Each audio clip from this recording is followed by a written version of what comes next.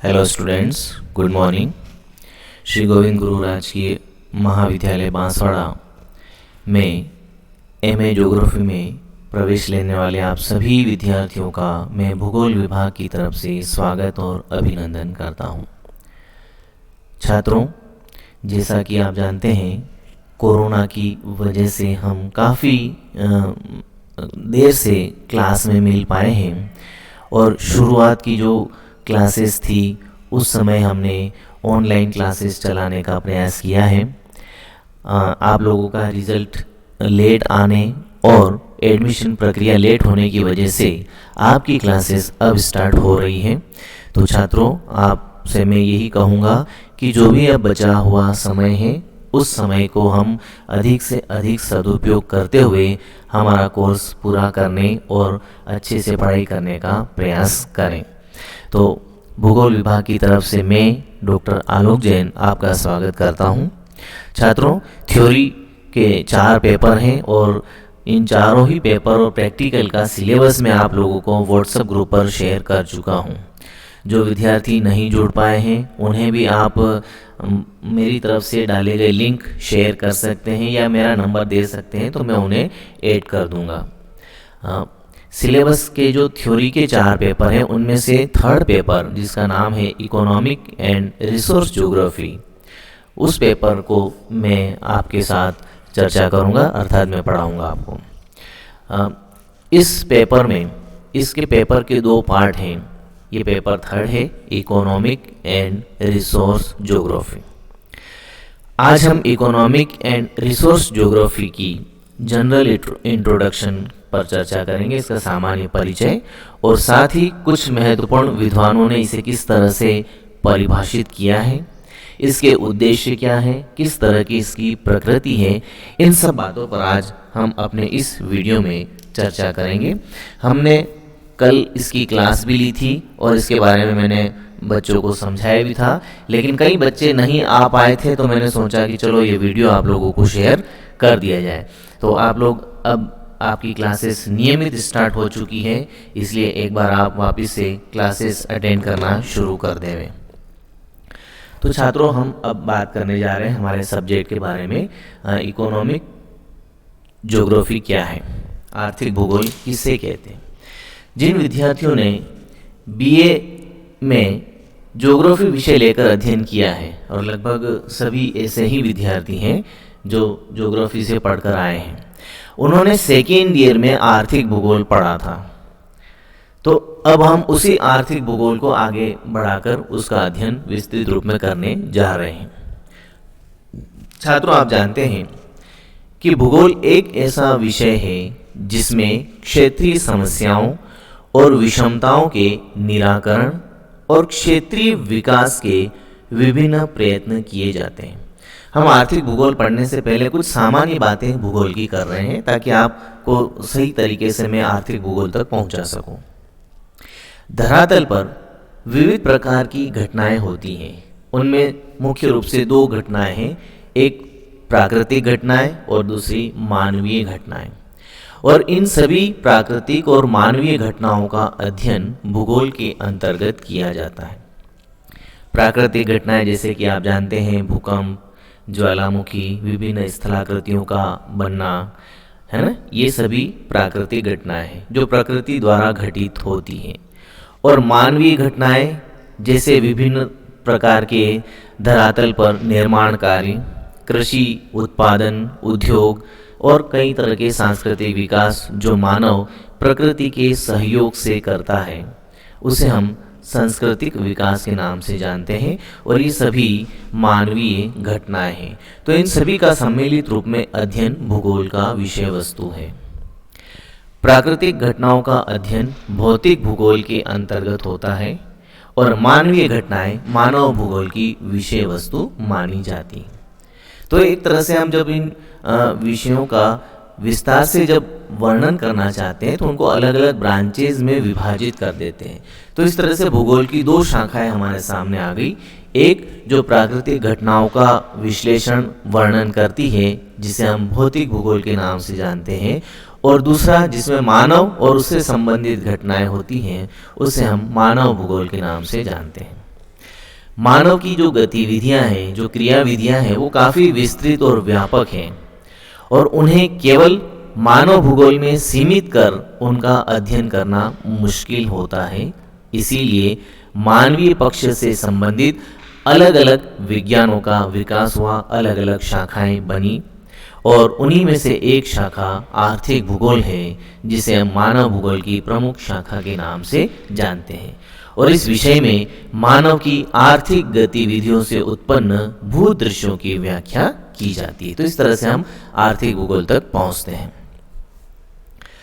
आर्थिक भूगोल का आधारभूत उद्देश्य हमेशा विभिन्न आर्थिक क्रियाकलापों या गतिविधियों की स्थिति को स्पष्ट करना और व्याख्या करना होता है ना। तो जो भी आर्थिक क्रियाएं मानव पृथ्वी पर करता है, वो कहाँ किस तरह की होती हैं, किस तरह से उनमें एक दूसरे क्षेत्र में अंतर आता है, क्रियाओं में, पद्धतियों में अंतर आता है, उन सभी पर हम विस्तार से वर्णन आर्थिक भूगोल के अंतर्गत करते हैं। तो जो आर्थिक भूगोल की मुख्य विषय वस्तु या उद्देश्य होता है, वो आर्थिक क्रियाओं से संबंधित होता है। मानव की आर्थिक गतिविधियां प्रतिपल परिवर्तनशील होती है, अर्थात उनकी गतिविधियों में परिवर्तन होता रहता है। इसीलिए आर्थिक गतिविधियां भी परिवर्तनशील होती है। अतः आर्थिक भूगोल को हम एक गतिशील विषय के नाम से जानते हैं। तो प्रारंभ से या प्राचीन काल से लेकर आज तक मानव द्वारा जो भी क्रियाएं की जाती रही हैं, उनमें समय के अनुसार तकनीकी युग और तकनीकी ज्ञान के विकास के साथ साथ निरंतर परिवर्तन हम देखते आए हैं। तो इन्हीं परिवर्तनों का अध्ययन हम आर्थिक भूगोल में करते हैं, जो मुख्य रूप से आर्थिक क्रियाओं से संबंधित होते हैं। कुछ विद्वानों ने आर्थिक भूगोल को अपने अनुसार परिभाषित किया है और इस विषय वस्तु को स्पष्ट करने का प्रयास किया है। हम इसके अंतर्गत कुछ विद्वानों द्वारा दी गई महत्वपूर्ण परिभाषाओं पर चर्चा करेंगे। आर्थिक भूगोल को अलग अलग विद्वानों ने समय के साथ अलग अलग रूप में परिभाषित किया है। सबसे पहले हम बात करते हैं जर्मन विद्वान गोट्स की, जिन्होंने आर्थिक भूगोल को निम्नानुसार परिभाषित किया। इनकी परिभाषा से पहले मैं बता दूं कि जर्मनी में निश्चयवादी विचारधारा का बोलबाला रहा है और वहाँ इस विचारधारा का विकास भी हुआ है। तो उस समय जो विद्वान थे प्राचीन समय में, उनकी जो भी विचारधारा रही, उन पर प्रकृति का महत्वपूर्ण प्रभाव रहा है और उसी के अनुरूप उन्होंने अपना वर्णन किया है। तो ये कहते हैं कि आर्थिक भूगोल में विश्व के विभिन्न भागों की उन विशेषताओं का वैज्ञानिक विवेचन किया जाता है जिनका वस्तुओं के उत्पादन पर प्रत्यक्ष प्रभाव पड़ता है।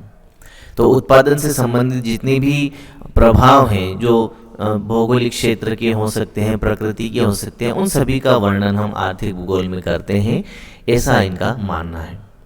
गोट्स की यह परिभाषा निश्चयवादी विचारधारा के अनुसार थी, क्योंकि उस समय मानवीय कार्यों पर वातावरण का प्रभाव माना जाता था। इसके बाद एक विद्वान थे चिशोल्म। वे कहते हैं आर्थिक भूगोल उन सभी भौगोलिक दशाओं को सम्मिलित करता है जो वस्तुओं के उत्पादन, परिवहन और विनिमय से संबंधित है। इसका मुख्य उपयोग विकास के भावी स्वरूप के संबंध में उपयुक्त अनुमान निर्माण है, जहाँ तक कि वह भौगोलिक दशाओं से नियंत्रित होते हैं। तो ये उन सभी भौगोलिक दशाओं के वर्णन से सम्मिलित परिभाषा देना चाहते हैं, जिसमें वस्तुओं का उत्पादन, परिवहन और विनिमय इससे संबंध रखता है। इसके बाद आए थे ब्राउन।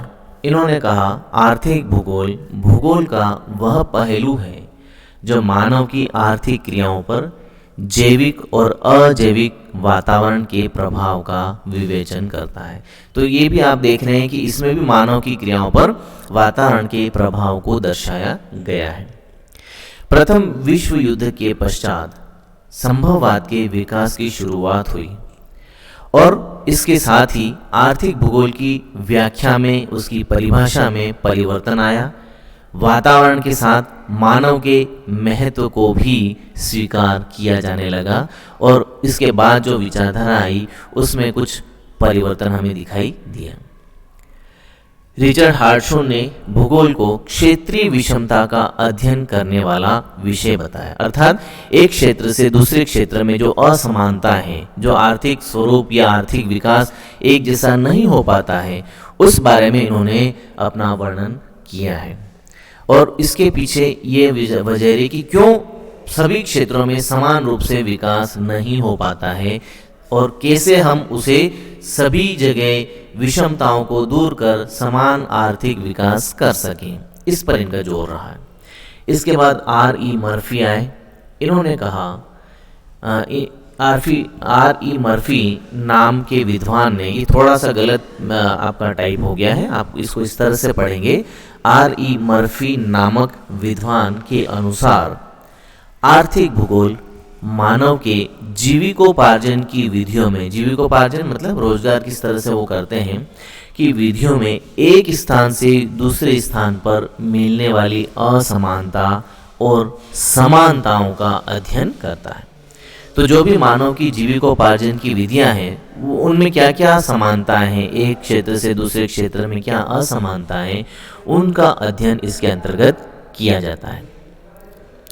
अलेक्जेंडर के अनुसार आर्थिक भूगोल भूपृष्ठ पर संपत्ति के उत्पादन, विनिमय और उपभोग से संबंधित मानव क्रियाकलापों की क्षेत्रीय विषमताओं का अध्ययन है। क्या कहते हैं अलेक्जेंडर? आर्थिक भूगोल में भूपृष्ठ अर्थात धरातल की जो ऊपरी सतह है वहां पर उत्पादन, विनिमय और उपभोग से संबंधित जो भी आर्थिक क्रियाएं हैं, मानव की क्रियाकलापों की क्षेत्रीय विषमताओं का अध्ययन है। ये भी उसी तरीके से बता रहे हैं कि किस तरह से आर्थिक क्रियाओं का जो असमानताएं हैं, जो विषमताएं हैं, जो समान विकास नहीं है, उन पर इनका अध्ययन का विशेष पहलू रहा है। मानव के भिन्न भिन्न पहलुओं का अधिक तेजी से वैज्ञानिक विश्लेषण शुरू हुआ और मानव व्यवहार को समझने का प्रयास होने लगा। आर्थिक भूगोल में यह भी माना जाने लगा कि अर्थतंत्र में आर्थिक गतिविधियों का प्रारूप मानवीय निर्णयों का परिणाम होता है। आधुनिक परिवेश में मानव की आर्थिक गतिविधियों का ही अध्ययन महत्वपूर्ण नहीं है, बल्कि मानवीय कल्याणकारी योजनाओं पर अब अधिक जोर दिया जाने लगा है। अतः समय के साथ आर्थिक भूगोल में भी संशोधन हुए हैं। वर्तमान की परिस्थितियों में D.M. स्मिथ नामक विद्वान ने आर्थिक भूगोल को निम्नानुसार परिभाषित किया। अब आज की जो बदलता दौर है, आधुनिक युग है, उसमें किस तरह से विद्वान आर्थिक भूगोल को परिभाषित करते हैं, तो उसमें एक स्मिथ ने ये बताया कि आर्थिक भूगोल आर्थिक प्रक्रियाओं की स्थानिक अभिव्यक्ति का अध्ययन है जो वैकल्पिक स्थानों में वैकल्पिक उद्देश्य हेतु संसाधनों का आवंटन करता है। तो इस तरह से ये ऐसे विद्वान हैं जो ये बताते हैं कि किस उद्देश्य से और किस स्थान पर किस तरह से संसाधन उपलब्ध हैं और उसके अनुसार किस तरह से आर्थिक प्रक्रियाएं संपन्न की जाती हैं, उनका वर्णन आर्थिक भूगोल में करते हैं। वर्तमान में किसी वस्तु विशेष या किसी प्रदेश विशेष का अध्ययन जरूरी नहीं रह गया है, बल्कि सामान्य सिद्धांतों का निर्माण महत्वपूर्ण होने लगा है, जिनके द्वारा आर्थिक गतिविधियों का वितरण, समान विचार और मानव प्रवाह आदि के बारे में अध्ययन किया जा सकता है। आर्थिक भूगोल मानव द्वारा लिए गए मानवतावादी आर्थिक निर्णयों के स्थानिक प्रतिरूपों से संबंधित हैं। तो मानव जो भी आर्थिक कार्य करता है और उसकी वजह से जो प्रतिरूप विकसित होते हैं, उन सभी प्रतिरूपों से संबंधित अध्ययन आर्थिक भूगोल में किया जाता है। अर्थात आर्थिक भूगोल में ऐसे आर्थिक निर्णयों के क्षेत्रीय प्रतिरूपों का अध्ययन किया जाता है जो मानव द्वारा मानव जाति के कल्याण के निमित्त लिए जाते हैं। तो जो भी हम कार्य कर रहे हैं इस आर्थिक क्षेत्र में, उसका एक ही उद्देश्य है, मानव का कल्याण करना और उस क्षेत्र में आने वाली समस्याओं को समझकर उन्हें दूर करना। इस प्रकार आर्थिक भूगोल में केवल आर्थिक गतिविधियों का ही अध्ययन महत्वपूर्ण नहीं है, बल्कि वर्तमान की आवश्यकता ऐसे आर्थिक निर्णय लेने और उन्हें मूर्त रूप देने की है जिसे संपूर्ण मानव समाज का हित हो सके, कल्याण हो सके। वर्तमान में संपूर्ण मानव जाति के कल्याण के लिए कार्य करने की आवश्यकता है। अतः आर्थिक भूगोल का उद्देश्य कल्याणकारी समाज की स्थापना होना चाहिए। विभिन्न विद्वानों की परिभाषाएं आर्थिक भूगोल के विषय वस्तु को, उसके स्वरूप को स्पष्ट करती हैं। निष्कर्ष के रूप में हम ये कह सकते हैं कि आर्थिक भूगोल से हमें निम्न प्रश्नों के उत्तर प्राप्त होते हैं। कौन कौन से प्रश्नों के उत्तर मिल रहे हैं? जैसे कि आप देखें, किसी क्षेत्र में किस प्रकार की आर्थिक गतिविधियां होती हैं। हमारा मूल है आर्थिक क्रियाएं या आर्थिक गतिविधियां। तो आर्थिक गतिविधियां किस प्रकार से होती हैं। नंबर 2, आर्थिक गतिविधियां कहाँ होती हैं। नंबर 3, आर्थिक गतिविधियां कब से हो रही हैं। नंबर 4, आर्थिक गतिविधियां क्यों हो रही हैं। और अंत में आर्थिक गतिविधियां कैसे हो रही हैं। इन सभी का उत्तर हमें आर्थिक भूगोल से प्राप्त होता है। तो ये हमारा मुख्य रूप से आर्थिक भूगोल का सामान्य परिचय और उसके मुख्य परिभाषाओं के द्वारा इसका जो स्वरूप सामने आया है वो है।